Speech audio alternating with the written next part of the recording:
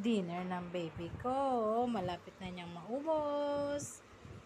Ganyan siya kagana kumain ngayon. Late nga lang ang kanyang dinner dahil late na siya nagising. Ayun lang, late din ako matutulog. Kaming matutulog. Paano na lang ang mama may pasok bukas? Ay naku po. Mama, you're going to work tomorrow? Yes. Happy. Pag-uwi ko, naabutan ko ang batang makulit sa labas. Nakikipaglaro sa mga bata doon. Ayan ang baby ko na makulit. Love ko yan eh. Ay naku, nakain ang kung ano-ano na naman.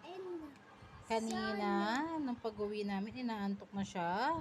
Hindi ko siya pinatulog dahil panigurado, magigising na naman to ng alanganing oras. Katulad kanina, natulog na yan kanina, alas 3 na yata ng madaling araw.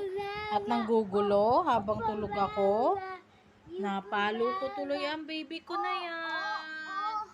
Kasi napakakulit eh. Ingay tapos tapak-tapakan pa ang mama sa sahig. Bad na baby eh. Pero I love you so much.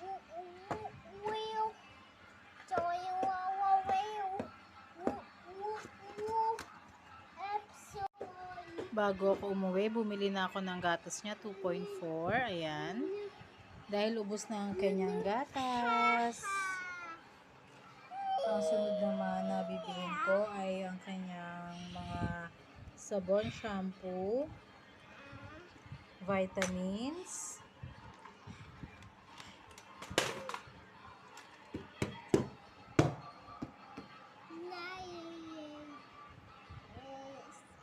nag-swimming rin pala yan kanina, hindi ko nga lang naabutan.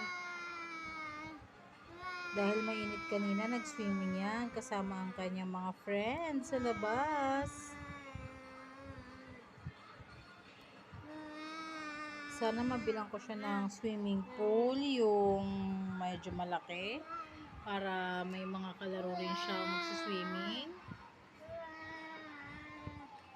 Dahil holiday ngayon, wala siyang therapy. Sa Thursday na ulit ang kanyang therapy.